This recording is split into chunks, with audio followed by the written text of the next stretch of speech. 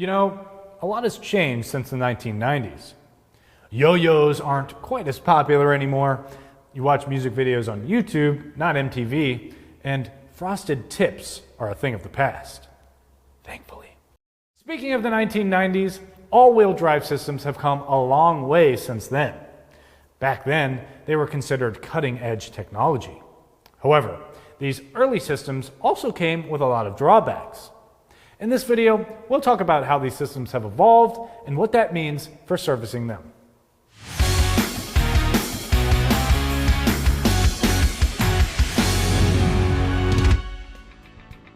Many early all-wheel drive setups relied on viscous couplings and limited slip differentials filled with special fluids.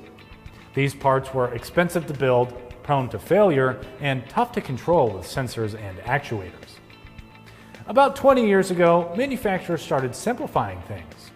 Instead of using complicated center differentials, many vehicles switched to electronically controlled clutch packs. Open differentials replaced limited slip units, but drivers didn't notice a drop in performance. So, what changed? Well, it's all about the brake system. ABS, traction control, and stability control began working together to manage torque. If one wheel spins, the system pulses the brakes on that wheel, transferring power across the open differential to the other side. It's fast, seamless, and for the driver, it's virtually undetectable. These systems rely on the vehicle's brake hydraulic module, which uses at least 12 valves to control each wheel.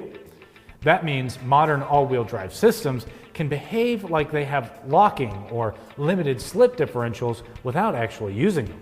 Whether your customer is accelerating on a wet, snowy road or trying to get themselves out of a patch of mud, the system uses brake inputs to correct wheel slip.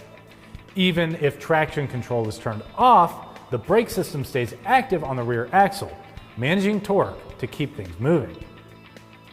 All of these performance features rely on proper maintenance, however. Accurate wheel speed sensors, functional brake calipers, and high-friction brake pads are all critical for AWD and ABS service. Keep in mind, if a caliper seizes or a wheel bearing fails, the system can't make the right corrections. For more tire and service videos, don't forget to follow us on Instagram, Facebook, and YouTube. I'm Christian Hinton, coming to you from the Tire Review Continental Tire Garage studio at Babcock's Media. Thanks for watching. We'll see you next time.